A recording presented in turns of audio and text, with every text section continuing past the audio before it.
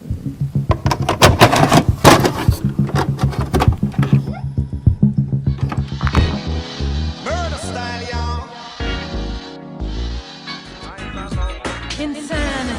insanity, whatever happened to humanity?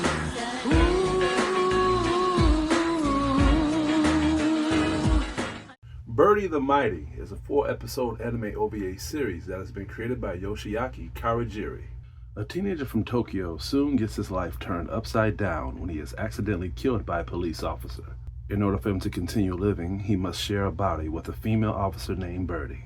While the teenager Satomu tries to live a normal life, Birdy makes it extremely difficult while hunting down the intergalactic criminal known as Cristela Ravi. Went up like a rag now, rap hat, put me on the map now. No, we never back down. Just take my time, I just take my time. I know, I'ma get it like this, so everyone know that I did it like this. Yeah, I know, I'ma take my time, battle the image inside of my mind. I thought this anime was pretty freaking good. By this anime only 4 episodes, I enjoyed it so much to the point where I went through this whole entire series pretty quickly, honestly. It took me, like a few hours for me to watch the whole thing, analyze it, and get the whole review set up. The anime picks up pretty quickly, and I like that, because by this being only 4 episodes, you need to make sure that everything is crafted and cut up in a way where everything will fit out pretty well, and they have done well with the pacing here, because when the anime starts off, it shows Birdy on the pursuit of trying to find one of the bad guys in Tokyo, and the bad guy is really being hunted down. He is panicking, he is checking each and every corner, so he comes across Satomu that we didn't even think that this would be a bad guy until he ended up taking them hostage. And when he takes Satomu hostage, this is when he pushed Satomu to distract Birdy. But not only that, she was distracted, but she actually tries to take him out, thinking that it was one of the bad guys, leaving Satomu in the line of fire and causing him to accidentally get murdered. And Birdy was not aware of this. This was an honest mistake. So by her accidentally taking his life, this is where she begins to use one of her abilities to bring him back to life by using a link life pact, which is what made the anime more interesting in a way. Not when it comes to the whole entire aspect of how they were going to live their lives with each other, but just the pacing and the chemistry with each other. But above all, I kind of wanted to see how things are going to be more carried out towards these two characters when it comes to them being linked into this whole life pact simulator. And the reason I'm saying that is because I've seen animes like this that is related to this type of method, but with Birdy, it was kind of interesting because by her being linked into Satomu with the lifeline pact, I thought that if he goes through a situation, she'll call him and then she'll just show up. But no, they shared the exact same body. So there'll be times where Satomu will be in the brink of battle, or he'll go through a certain situation and then Birdy would just automatically takes over. Sometimes against his own will, or sometimes when it comes to him having her give permission to do so. And I kind of like that sometimes, especially when it comes to him not being able to control himself. When it comes to him doing certain things, it kind of reminds me of that movie Upgrade. And this is when we dig deeper into the characters' variations and their chemistry towards each other. Like Satomu. Satomu is an average high school kid that we've all seen, been through, witnessed, and have done that when it comes to us watching animes. But he also has certain intentions when it comes to him being a high schooler. He is trying to pass the entry exams. But what really pulled me in a lot was his whole chemistry towards his family. Kind of crude, dark humor family that he has. I kind of wish they could have gave us more variation to these characters in Satomu's family, because I was beginning to grow attached to them to the point where they don't only feel that like characters that was going to carry off the whole relation to Satomu's feelings towards a family, but they kind of felt relatable in life, like in my opinion. But leading on to Satomu's character, Satomu, by him being into the whole high school genre of just trying to get things situated, he is a nerd. He is a big nerd at that, and at the same time, by him being a nerd, he wants to make sure that things are done, things is taken care of, homework is done, all the other stuff, and he is a hornball to pornography, which opens the gate of mature audiences watching this anime to be advised, because there are some parts in this anime that I was shocked and got caught off guard of the material that I was watching. And that's saying a lot, because if you people have seen my videos and my reviews on this channel, y'all would know that context on animes is no shocker to me. But what I liked about Birdy is that they have the context here, they have the humor here, and they know where to put them, to the point where it kind of makes you get caught off guard when you get too comfortable of what the anime is thrown at you. Not a bad thing, but at the same time, you need to brace yourself, especially when you begin to have people walk in your room. Then we have Birdy's character, like I mentioned. She is a police officer, but no, not a normal police officer. She is one of those officers that is gifted these certain types of abilities to not just take down bad guys, but she is like the type of character that would take down intergalactic enemies, and we have intergalactic enemies here. So she is a badass character. She can literally fend off certain waves of enemies on her own, but that doesn't mean that these enemies are easy. And what I liked about her character and her chemistry was the fact that even though she is a strong, witty character, she demands a lot of respect. And by her being one of those characters that is witty, outspoken, kind of bitchy in a way sometimes, I was trying to see how they was going to have this chemistry get laid off between her and Tsutomu. And this is when I was beginning to like them both, because they was beginning to point out certain things with each other when it comes to their differences and their issues, especially with Birdy's character, because she would literally point out Tsutomu's character, saying that he's a dweeb, he's a pipsqueak, he's a loser. But this is where I begin to like the chemistry for them both, because Tsutomu actually puts her in a place sometimes of her questioning her logic of how she feels about him, but at the same time, by Birdy being this bitchy character, she puts him to the spot too by making him tougher, making him more witty, making him think before he acts. And it works in both aspects, because as they were sharpening each other's characters, this is when the whole chemistry comes to the test, when they get under pressure, when it comes to them going against certain enemies. And trust me, just because Birdy is stronger than Tsutomu, she can easily just switch off body so she can really take over the fight. But that does not mean that she is indestructible, because she is missing certain elements when it comes to her having wisdom, looking before she leaps also. So this is where Tsutomu character comes in, by her not being aware of what to do when the odds stacked against her, and Tsutomu literally gives her some heads up. Use this, try this. They was both helping each other out to the point where they was beginning to overlook each other's differences and accept their differences from a whole different, mature perspective. Very good pacing. I thought that was great. And as we get deeper into this project, this is where we are beginning to see the whole angle of this whole project turn to a whole action loop, but showing not just how these enemies are, but just how they are formed up when it comes to their imposement in battle, and just how they morph up in packs. These enemies are no joke. By these enemies being a morphed up intergalactic alien being that can shapeshift and take vision into human form, these are the type of enemies that I am really integrated with, because it was giving me feeling vibes of the movie The Thing, where you don't know who to trust, you don't know if this person's infected, you don't know if this person is trustworthy. We got that a lot here on Birdy, especially later into the project when the odds was getting stacked against them, and there was beginning to have a lot of infected enemies all over the place. And that's not just to include Birdy's intellect of what she's trying to do. Birdy is not just trying to stop these things from happening in a whole entire intergalactic viral outbreak to spread so everybody can be infected. She is trying to stop a certain main enemy named Cristela Ravi. Now, Cristela Ravi, she is the main enemy of this whole entire project. But by this project only having 4 episodes, they don't really show that much of her appearance, but when she does, you can already feel the tension. And the reason why I thought that was acceptable, because you have gave us enough enemy variation of the minions that that was serving her and going under her wing, to the point where when she shows up, I was getting Muzan vibes from Demon Slayer. Just her presence alone made me feel as if she was imposing. She was no spring chicken, and she was not to be trifled with, because even the smallest enemy can literally kill off Birdy and Tsutomu if their guard was let down.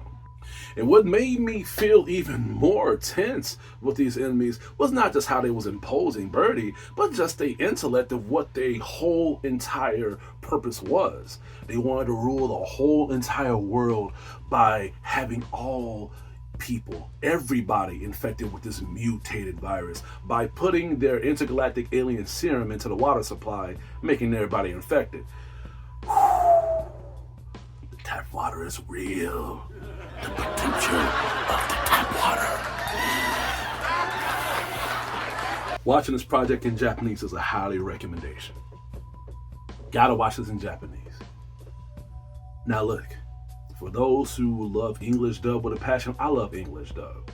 Tom from Toonami has put me onto the English dub genre. But by me loving English dub and recommending you guys to watch this in Japanese, it's like a lesbian recommending you to date a guy. They're saying this for a reason. Because, look, I know people that watch Birdy and they love the whole entire project, including the English dubs, voices. I've tried it and I know it got a lot of praise, but I'm gonna be 100. The English dub is horrible, man. It is horrible. I couldn't take the story seriously. I couldn't take the character chemistry seriously. I couldn't take the battle seriously. Tsutomu sounded like a male version of Anita Baker. And I love Anita Baker, so I might get slammed hard by saying that shit. But he sounded like he was chewing on something every time he would talk. And if that was not bad enough, Birdy sounds like, like an alleged porn star when she was literally talking to certain enemies. And when she would get hit, she didn't sound like she was in pain at all. It sounded like she was enjoying it. And I'm like, holy shit, there was even times when she was getting choked out by enemies. And I was beginning to think that I bought the Yuzurami Yumitsu uncut version of Birdy. If y'all don't know what I mean by that, watch my reviews of Akai and Mezzo Forte uncut versions. Then it would shed some light. Wrapping up this project, I was a bit nervous. I was very nervous because when I picked up Birdy, when I bought it, 4-episode anime OVA series, and I literally thought that I bought the entire series. This is what I bought. And the reason why I thought I bought the whole entire series is because it was $60. 4 episodes, $60. Okay. But I was wrong. When I was watching this, it only came with 2 episodes, episode 1 and 2. Now, it wasn't a big deal. I was like, damn, I spent $60 for only 2 episodes? Are you serious? Now, when I take my glasses off, it's not good. But anyway, when I recommend animes to people, I normally let people know how to watch them, what the links are, and above all, the prices. But I only talk about the prices if the anime is expensive as fuck. I gotta bring this up because when I was gonna buy the second DVD of Birdy, two reasons why I didn't want to buy it. Number one, because I was already wrapping this review up, and I couldn't wait another week for me to just watch 2 more episodes. So I just watched the 2 last episodes on YouTube. Thank God they had them there. And I recommended you guys to watch those last 2 episodes on YouTube. You can buy the first one if y'all want, but y'all gonna have an incomplete shelf of Birdy like I do, unfortunately. I might make it up just by buying a freaking statue or a figure of Birdy, because the price of the figurine is just as much as the second DVD OVA. It's over it's over $300. And I'm not making this up. You see that? You see that? Now listen, man. I have bought a lot of animes my day. I even bought expensive ones. I bought rare ones. I have bought animes that was very, very high in price. But 2 episodes, $300. Are you fucking kidding me?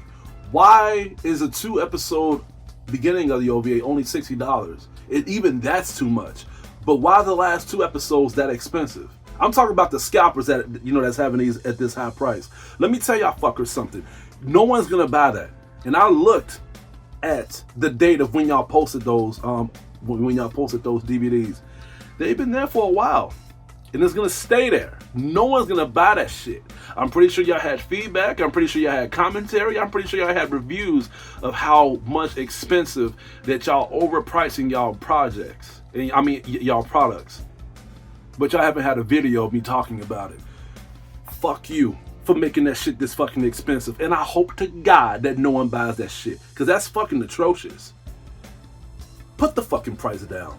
It kind of reminds me of Angel Cop when the scalpers was making that shit over $100 or over $150, and then all of a sudden one of the creators and the producers ended up buying the project and ended up making a Blu-ray version that was only $30, and the scalpers felt stupid, so they had no choice but to lower the price down. It really makes me mad that people that do shit like this think that people are gonna buy it. And to make matters worse, if you're an anime fan, if you're an anime lover, and if you've seen Birdy, you know it's not that it's not worth it. For only 2 episodes for $300, are you fucking kidding me right now? Y'all suck balls, man. And I hope y'all get hit by a bus and a plane. I'm sorry. I just hate scalpers. Okay? Let's change the subject. Who the fuck is talking about Birdy? I know a lot of old school anime lovers that don't even bring up Birdy. I was lucky to find out Birdy. I was on Facebook, and some guy from a low-key website brung this up, saying that they was watching Birdy again in a VHS player. Kind of makes me wonder why they didn't buy the DVD in the first place. Yeah, I know why. I know why. Damn. Shit. But thank God for YouTube. This is a fucking salute for whoever posted those videos on YouTube. The link is going to be down in the description box if y'all interested in watching this project. Overall, this OVA was good. It was a fantastic ride. And by this anime ending off with Birdy not completing her mission, but at the same time the enemies are still lurking around, Christella is still plotting, still scheming, still having an open mind gesture of what she wants to do, because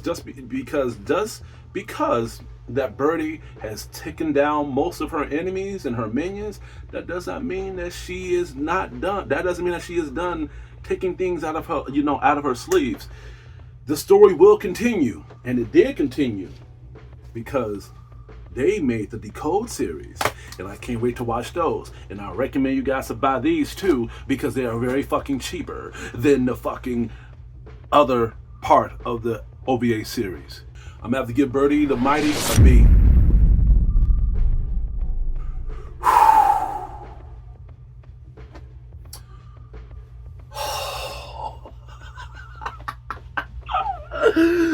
Oh man, I don't know if it's because I am so deep into the anime genre to the point where I just know what animes are worth a high price and what animes are not. And then when I feel like when somebody like that puts a price high like that for only 2 episodes, I already know they're not into anime.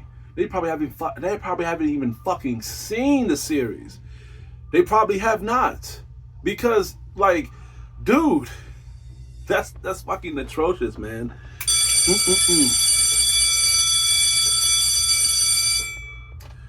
I've wasted too much time. But other than that, you guys, that's all I have to say for today. Please stay tuned for my upcoming reviews and videos. It is your way. This is Hugo, your critic teacher, and you guys have a good day.